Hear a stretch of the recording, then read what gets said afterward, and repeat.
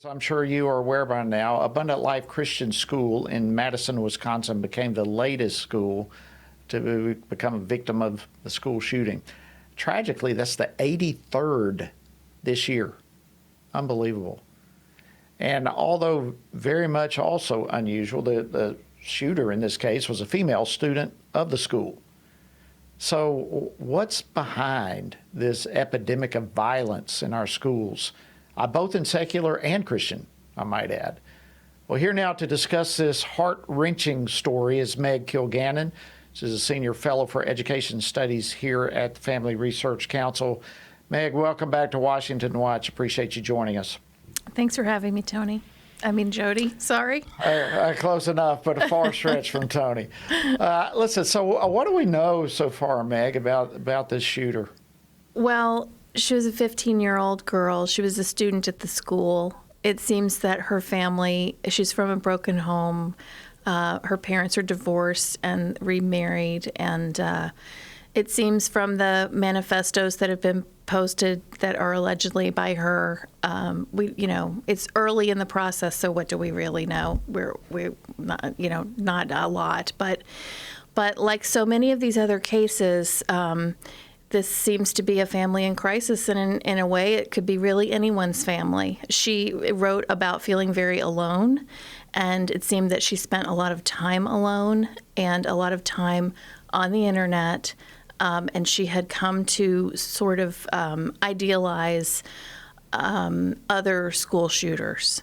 And so this is just such a tragic situation, and right here at the holidays, I hope that the families that are listening to this show and families everywhere will spend the holidays with their kids, really engaging with them and really looking honestly at your own family and saying, is there a child of mine who's feeling left out, who's feeling alone? And how much time are they in their room behind closed doors? And do I need to just go in that room with them and just sit with them and be with them? A great point. This really is such a heart-wrenching story, and the manifesto allegedly, as you say, it's heartbreaking to read some of the things that she describes. But for those parents who think that a Christian school is all they need to try to make sure that their kids are going to grow up okay, right. What do you say to them?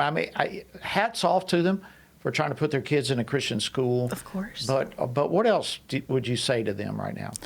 No, I think, I'm a parent, you're a parent. We're always stressed, right? We're always rushed and in a hurry, and we're always looking for help. We always want the support of the community to raise our kids, right?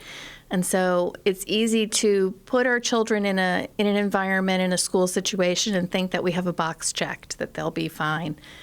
Because, we're all on the same team here. And it really doesn't remove, as Tony does say, it doesn't remove the responsibility from you, even though you delegate the authority to others. It doesn't, that isn't enough. It's not, it's great. It's a huge advantage over other situations in a child's life, but it will never replace the relationship that we'll have with our own children, and that our children will have with each other if we're blessed with more than one child. So that family life, Christ came to us into a family. He could have come as King of the universe, right? But he chose to come humbly into a family. And that was just... he adopted us into his family. Yes, exactly. So what do you make, Meg, of the fact that now we have at least two schools, Covenant School shooter and now the Abundant Life Christian School shooter? Both are females. What is driving the developing trend where even females are expressing more and more violence in ways that we certainly have not seen in the past? Yeah, I think that this is a byproduct of the culture that we're living in.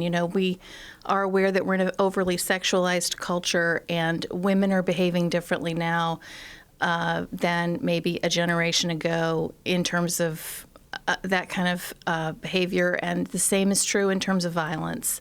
We have a pornified culture, and we also have an incredible glorification of violence in our culture. Both are a function of being in a culture of death rather than a culture of life.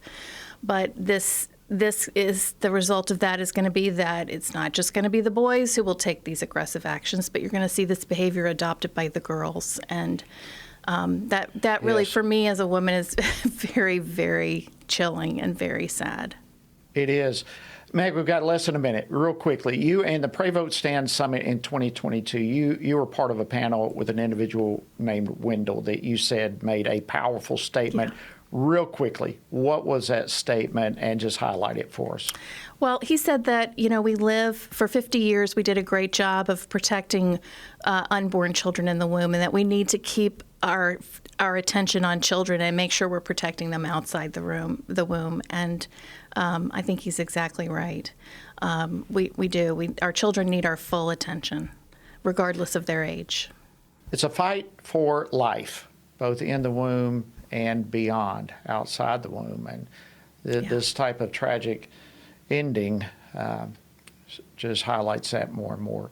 Meg Kilgannon, FRC Senior Fellow for Education Studies. Always, it is an honor to have you on the program. Thank you so much. And listen, thank you for mistaking me as Tony. I appreciate that. Merry Christmas, Jody. Yeah, that was my Christmas present from you. Thank you so much.